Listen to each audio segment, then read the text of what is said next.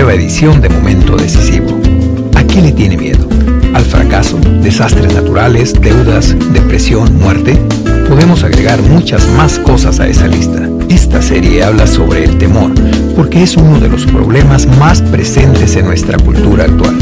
La Biblia dice que conforme nos acercamos a los tiempos del fin, los corazones de los seres humanos empezarán a desmayar por el temor. Eso ciertamente describe la cultura en la que usted y yo participamos todos los días. ¿Tiene la Biblia algo que decir en cuanto al temor? Sí, lo tiene. De hecho, la instrucción que con mayor frecuencia se repite en la Biblia es: no temas. Vamos a explorar eso de la mejor manera que nos sea posible en estos mensajes, en las próximas semanas, hablando de ¿a qué le tiene miedo? Y ahora con ustedes nuestro maestro, el Dr. David Jeremiah, para introducir el programa de hoy. Nos hallamos en una serie que hemos titulado ¿A qué le tiene miedo? Ya hemos mencionado que en la Biblia hay más de 200 personas de las cuales se dice que tuvieron miedo. Hemos descubierto que en la Biblia se mencionan diferentes clases de temores. Por ejemplo, hablamos de Josué y el miedo al fracaso. En este mensaje vamos a hablar del apóstol Pablo y el miedo de estar desconectado, el miedo a estar solo, por así decirlo. Ese es un tremendo reto en nuestra cultura actual. Parece que estamos más tecnológicamente conectados que nunca y más solos que nunca en la historia. Una conocida actriz confesó: la soledad es lo que menos me gusta de la vida. Lo que más me preocupa es simplemente estar sola, sin nadie a quien querer o alguien que se interese por mí. El director de un grupo musical dijo que la soledad es lo que más asusta en el mundo entero. Desconexión es la única manera de describir a un mundo en el que la mayoría de personas viven en ciudades o suburbios impersonales, en donde el Internet reemplaza la conversación cara a cara, en donde el empleo promedio dura solo 2 años, en donde las personas van de matrimonio en matrimonio y se mudan de estado a estado.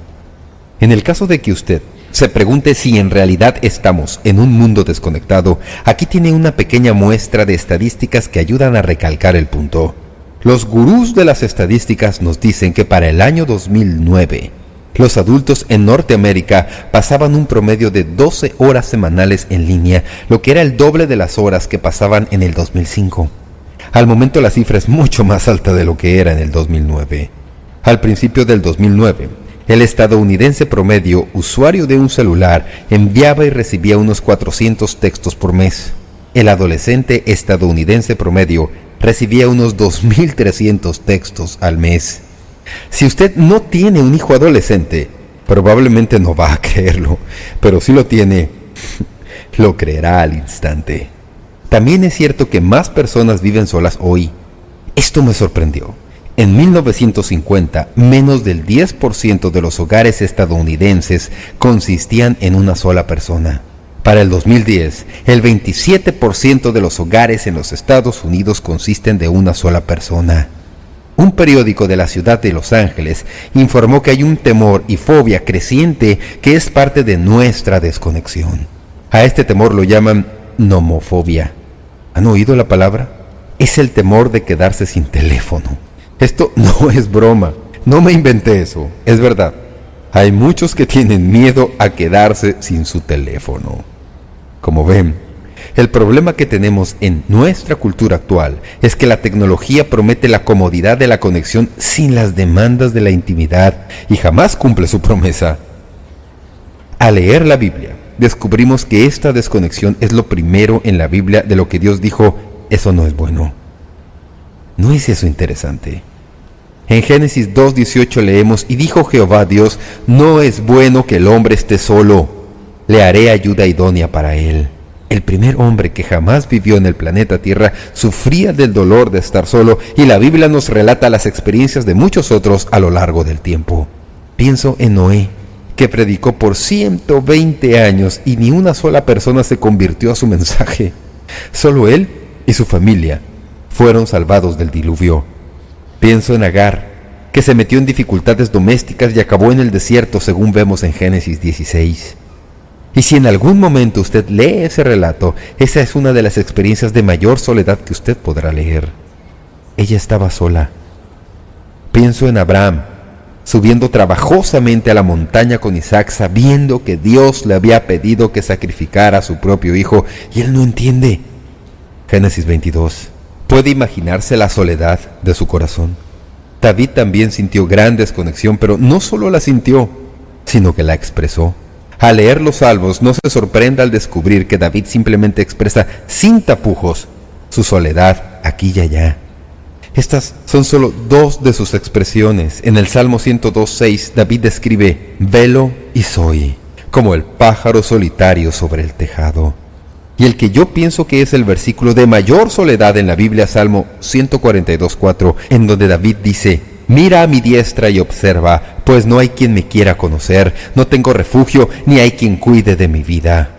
La Biblia no trata de ignorar el problema de estar solo. Si Dios lo reconoció justo al principio del libro de Génesis, y lo vemos ilustrado por todo el Antiguo Testamento, no debe sorprendernos al descubrirlo tanto en el Nuevo Testamento como también en nuestras vidas. Si tuviera que escoger al personaje que ilustra lo que quiere decir sentirse desconectado más que cualquier otro en la Biblia, ese sería el apóstol Pablo.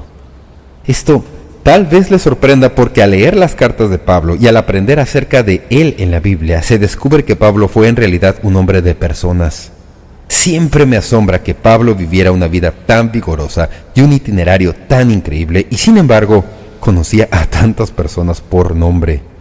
En la carta a los Romanos, por ejemplo, menciona por nombre a 35 personas diferentes, habiéndolas conocido y sabiendo algo respecto de cada una de ellas. Aquí, en la segunda carta a Timoteo, capítulo 4, menciona a 17 personas por nombre, y si uno retrocede al capítulo 1, añade otras 2.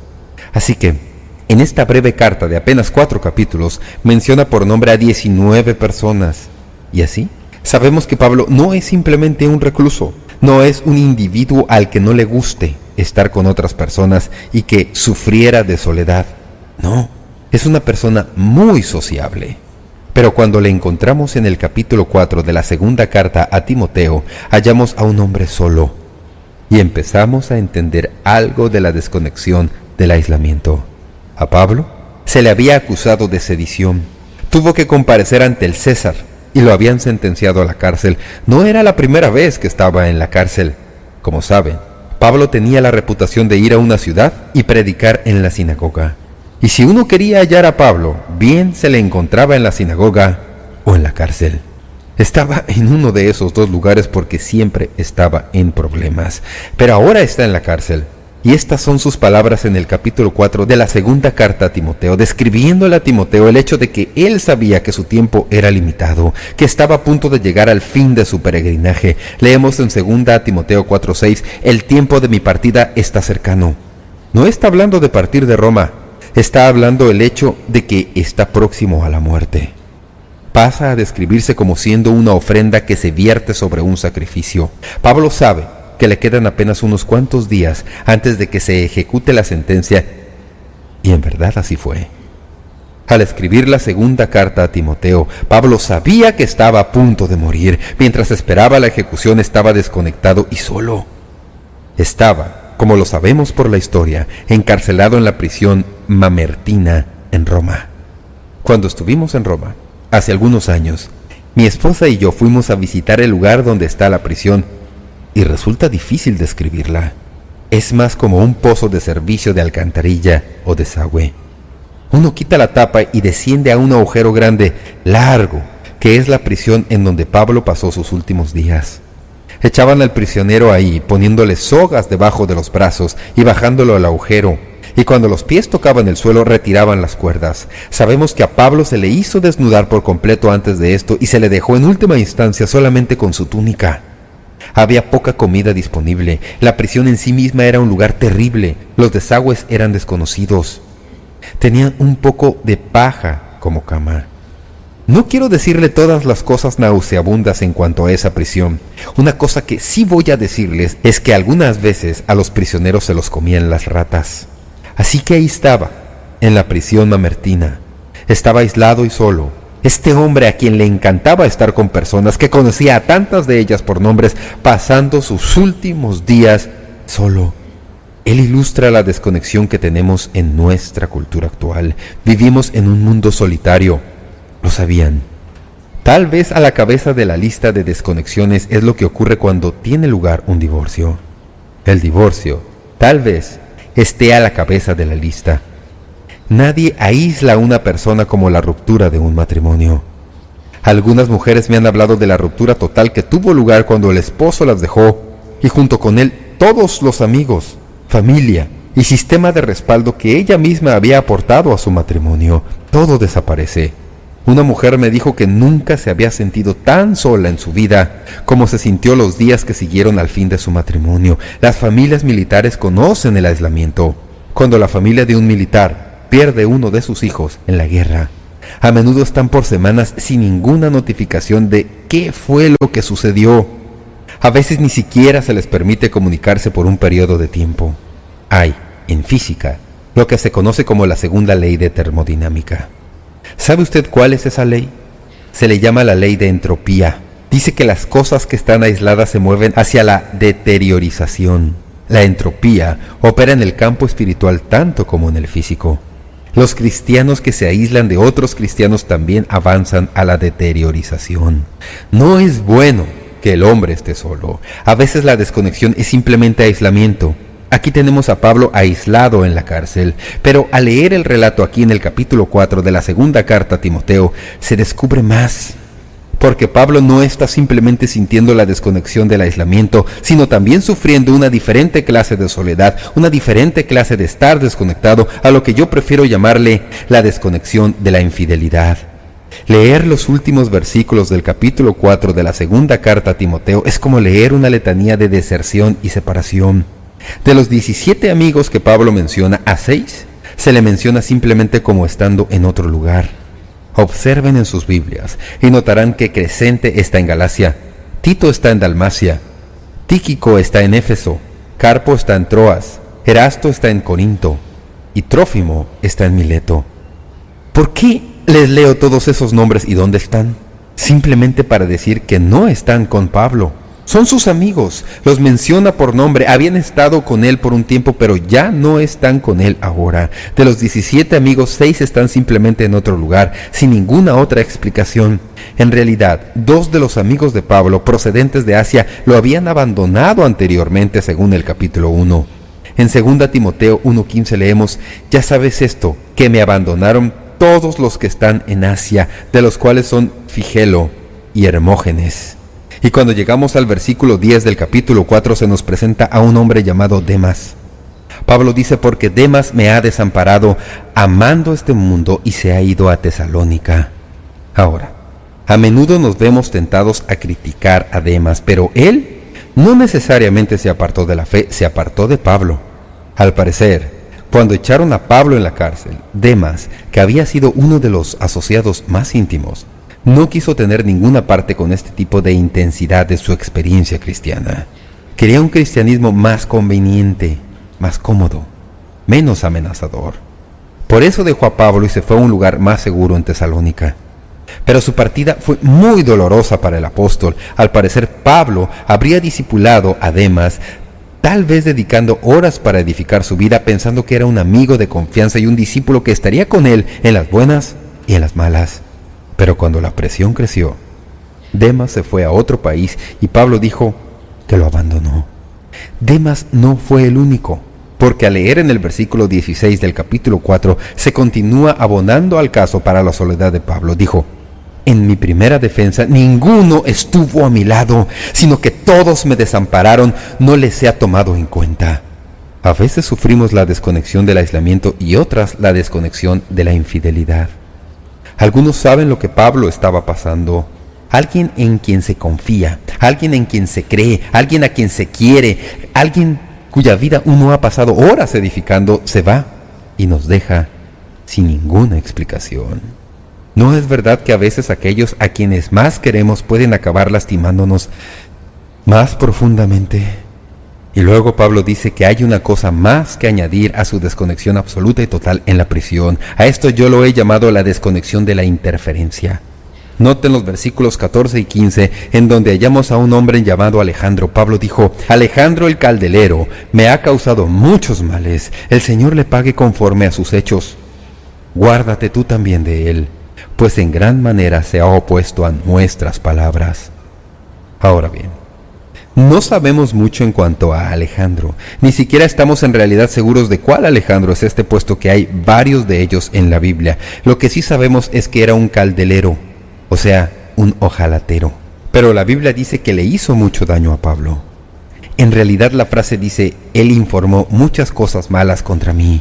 La mayoría de estudiosos piensan que lo que sucedió con Alejandro fue que se convirtió en un Judas contra Pablo. Tal como Judas traicionó al Señor Jesús, Alejandro entregó a Pablo a las autoridades e hizo necesario que arrestaran a Pablo, y por eso lo detuvieron de nuevo por segunda vez y lo echaron en la cárcel. Pero Pablo parece estar más preocupado no por lo que Alejandro hizo, sino por lo que estaba diciendo.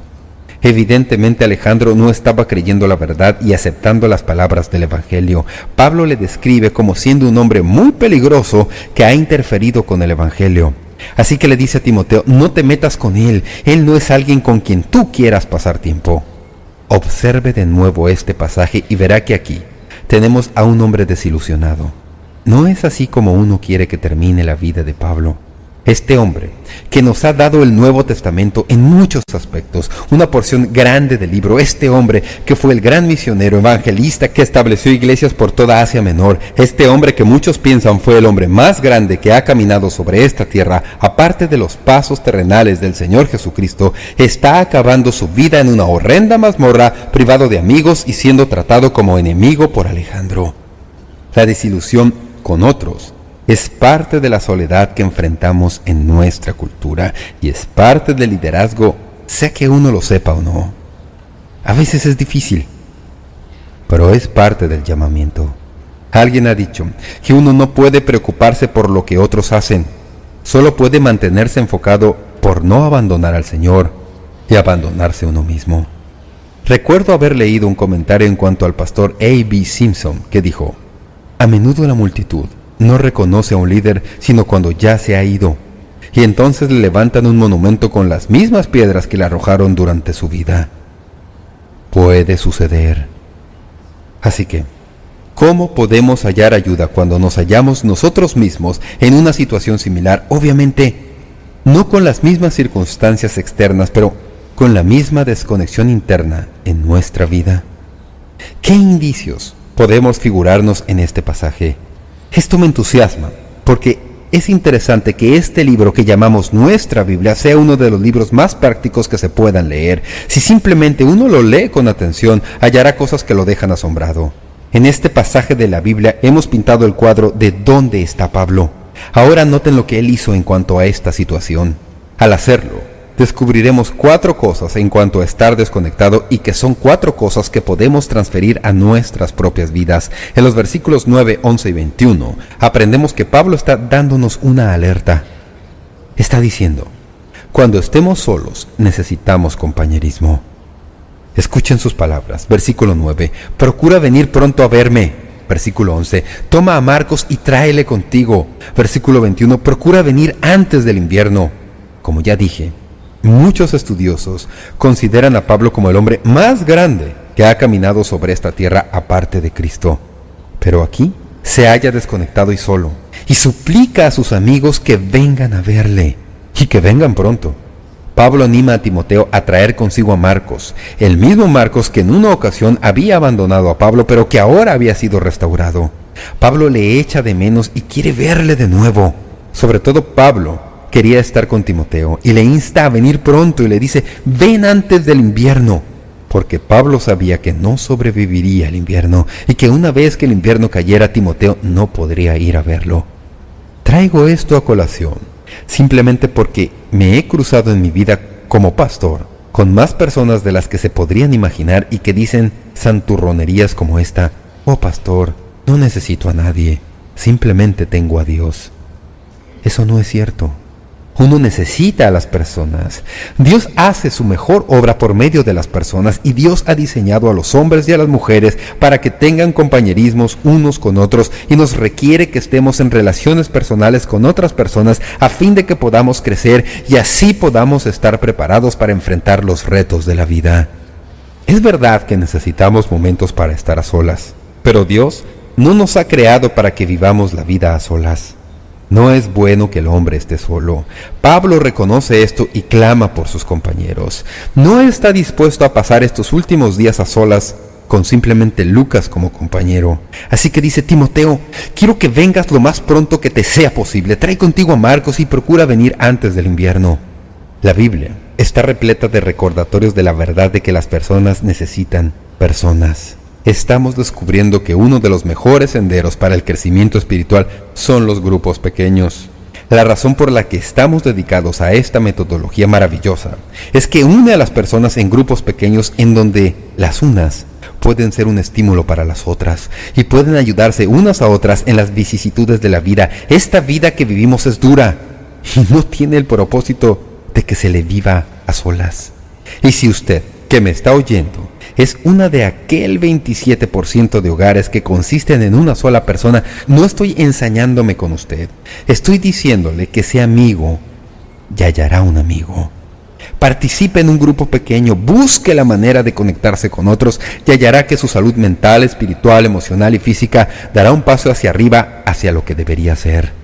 Así que Pablo se extiende primero que nada y pide compañerismo. Luego noten, en el versículo 13 dice: trae cuando vengas el capote que dejé en Troas en casa de Carpo. No solo necesitamos compañerismo, sino que también necesitamos compasión. Cuando ministramos a los que están solos, no es simplemente cuestión de estar con ellos, sino también es cuestión de notar cuáles son sus necesidades y tratar de subsanarlas. Aquí tenemos a Pablo. Presten atención. Aquí es donde está. Está en esta prisión helada, y sabe que no puede sobrevivir el invierno si no tiene algo de ropa abrigada, así que pide su capote. No usamos esa palabra en nuestra cultura actual, pero es la palabra que usaríamos para describir un abrigo. Pablo estaba en Roma e iba a hacer frío, y el capote era como un poncho hecho de lana gruesa y con un agujero encima. Uno se lo pone encima del cuerpo, y así es como la gente se abrigaba en el invierno. Pablo quiere su abrigo. Es interesante que al leer la historia, 15 siglos después de la experiencia de Pablo en Roma, William Tyndale, el gran traductor de la Biblia, tuvo una experiencia similar en Bélgica mientras estaba en la cárcel. Hallé esta carta escrita en 1535. Le escribió esta carta al gobernador del castillo en donde estaba preso. Escuchen estas palabras y vean si no les suenan familiares. Tyndale escribió: ruego a su señoría que si debo permanecer aquí por el invierno, le ruegue al comisario que sea tan amable y me envíe de las cosas mías que él tiene un gorro más abrigado. La cabeza me duele mucho por el frío, también un sobretodo más abrigado porque el que tengo es muy delgado, y también una de mis camisas de lana, si él me la mandara. ¿No es interesante que en la Biblia incluso las cosas pequeñas y prácticas y sencillas simplemente salten ante nuestros ojos cuando uno las lee? En el libro La vida juntos, Dietrich Bonhoeffer dice que nuestro primer deber como cristianos es escucharnos unos a otros, pero que nuestro segundo deber es el de la ayuda activa. Y por eso debemos enterarnos de cuáles son las necesidades de otros y literal y sencillamente ayudarlos en menudas cosas externas. Donde quiera que estemos en un mundo lleno de soledad, todo lo que tenemos que hacer es mirar alrededor y veremos más ilustraciones de esto de las que uno puede imaginarse. Alguien que usted conoce está solo hoy y necesita alguna ayuda. Tal vez necesite que le lleve algo de comida, o alguna golosina, o le invite a tomar café o a comer, o lo que sea. Pero no es simplemente cuestión de estar con alguien. Es estar con alguien e interesarse por esa persona cuando se está con ella. En tercer lugar, en el mismo contexto, leemos que necesitamos valor. Noten que en el versículo 13, Pablo le está diciendo a Timoteo: trae cuando vengas los libros, mayormente los pergaminos. Pablo le mencionó a Timoteo el deseo de que le traiga los libros, mayormente los pergaminos. Eran escritos sobre pieles de animales, preciosos códices. La diferencia era que probablemente los libros estaban hechos de papiro, Los rollos podían incluir cualquier número de cosas, como por ejemplo los documentos de ciudadanía romana de Pablo o correspondencia. Algunos piensan que era simplemente espacio extra para escribir, para poder Pablo seguir escribiendo porque, como ustedes saben, él escribió cartas desde la cárcel. Por eso tenemos las epístolas carcelarias. Los pergaminos probablemente fueron copias de las escrituras del Antiguo Testamento y tal vez algunos de los escritos de Jesús. Cuando Pablo estaba aislado, dijo: ¿podrías por favor traerme mis libros? Si a usted le gustan los libros, como a mí, usted capta esto. Si voy a verme obligado a estar a solas, por lo menos denme mis libros, y especialmente el libro, la Biblia. Algo sucede cuando uno está consignado a estar a solas, sea en el hospital o por alguna otra razón, y se le presenta la oportunidad del estudio y meditación prolongados. Les digo esto a las personas, y se quedan mirándome como si no supieran de qué estoy hablando. Así que permítame hacerles esta pregunta. ¿Alguna vez se ha perdido en la Biblia? Sé que algunos regularmente se pierden en la Biblia cuando digo que busquen un cierto pasaje, pero no estoy hablando de perderse de esa manera.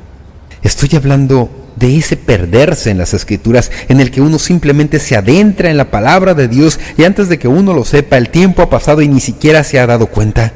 Cuando tuve mi encontrón con el cáncer hace años, algunos recordarán que yo prediqué la mayor parte del tiempo en que estaba bajo tratamiento.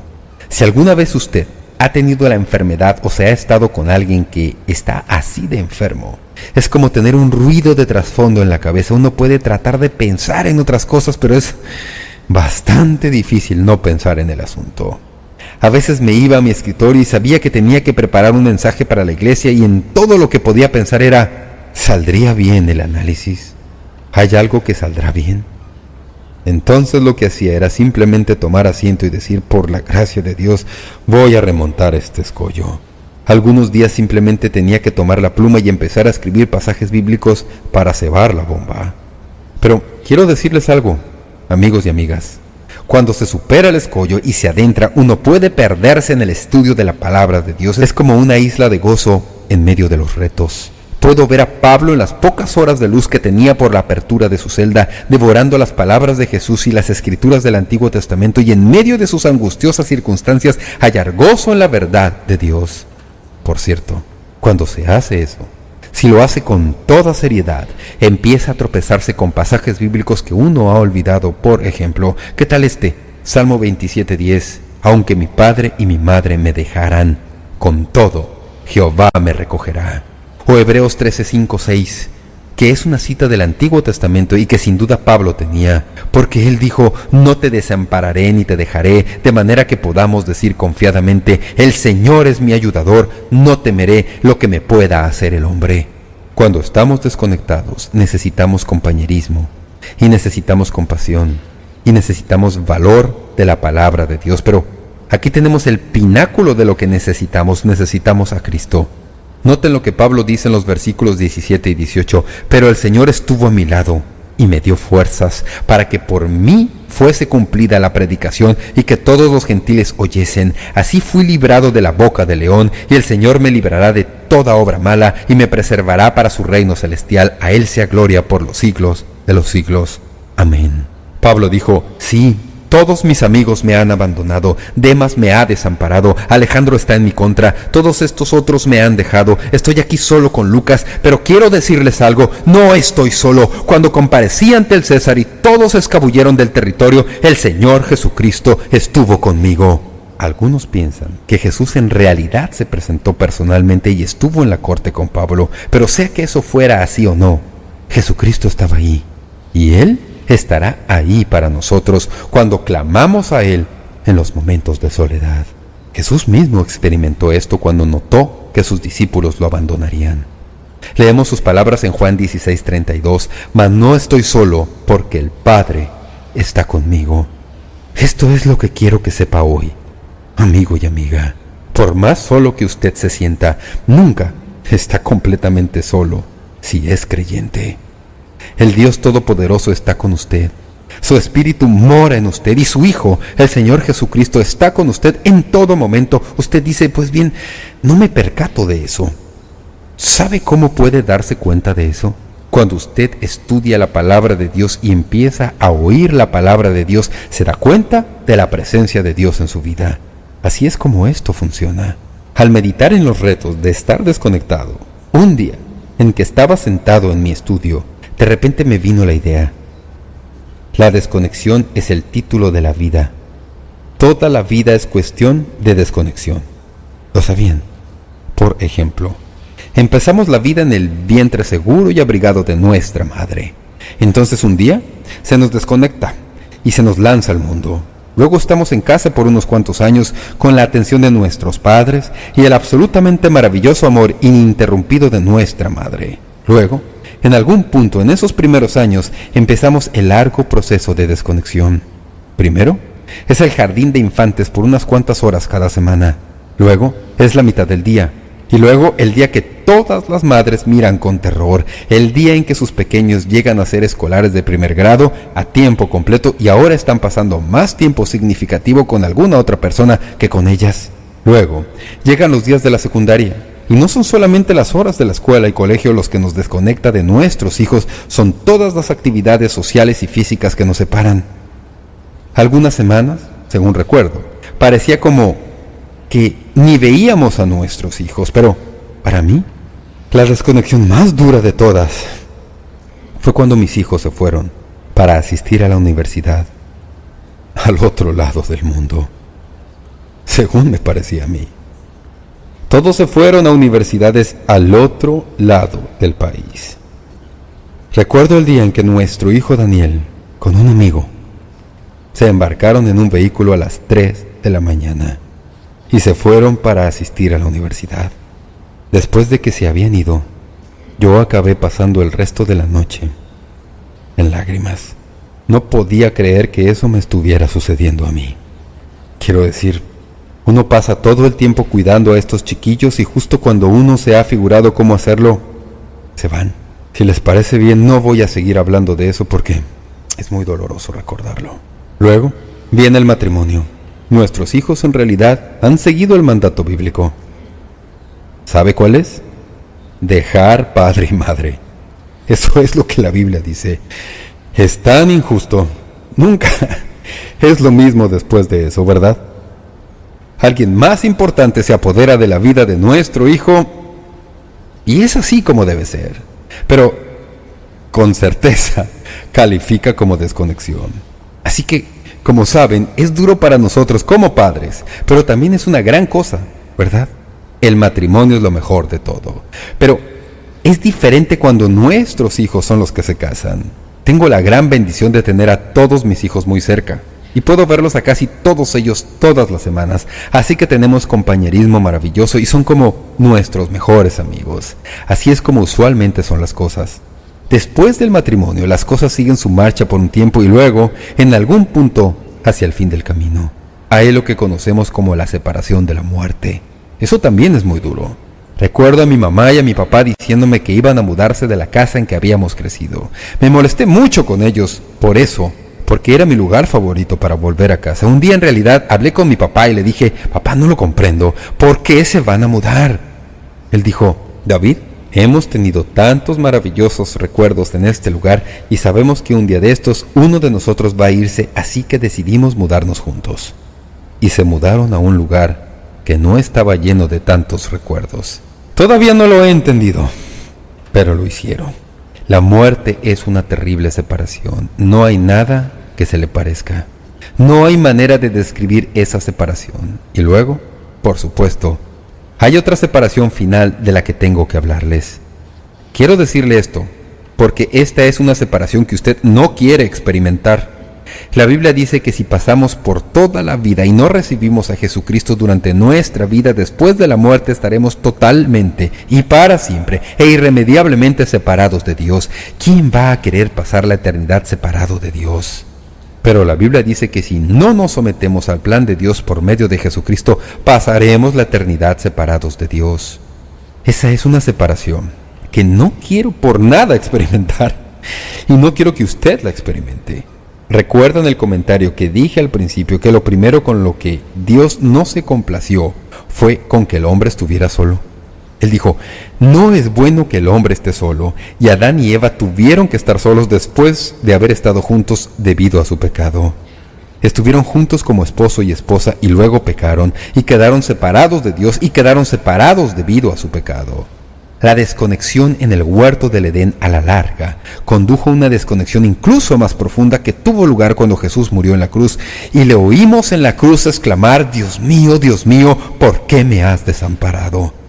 Así como Pablo, a quienes sus amigos desampararon, Jesús quedó desamparado de Dios, pero el propósito del desamparo de Jesús fue para que usted y yo no tuviéramos que estar desconectados de Dios. Debido a que somos pecadores y no tenemos nada que ofrecerle a Dios por nosotros mismos, estamos sentenciados a muerte.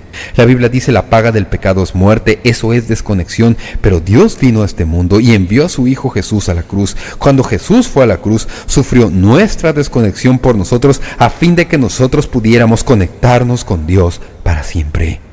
Y debido a que Él murió en la cruz, y pagó la pena de todos nuestros pecados, los suyos y los míos, y el pecado de toda persona en el mundo, y debido a que era Él, el infinito Hijo de Dios, su muerte fue una muerte infinita, igual a la muerte de toda persona. Ahora viene a nosotros y nos dice, estás desconectado del Padre Celestial, pero yo he venido para establecer un puente entre tú y el Padre. Ese puente es la cruz de Jesucristo. Y si tú cruzas ese puente por fe y pones tu confianza en mi Hijo Jesucristo, nunca, jamás tendrás que desconectarte de nuevo. Para muchos de nosotros, eso ya es verdad. Y si usted nunca se ha conectado con Dios por Jesucristo, este es el momento de hacerlo. Usted no quiere estar desconectado de Dios. Tal vez tenga algunas desconexiones difíciles en el mundo, pero lo más importante es estar conectado con Dios. Él le ha ofrecido su plan. Su plan es sencillo. Pon tu confianza en mi Hijo Jesús que murió por tu pecado y así puedes estar para siempre conectado con el Padre Celestial. ¿Lo hará hoy?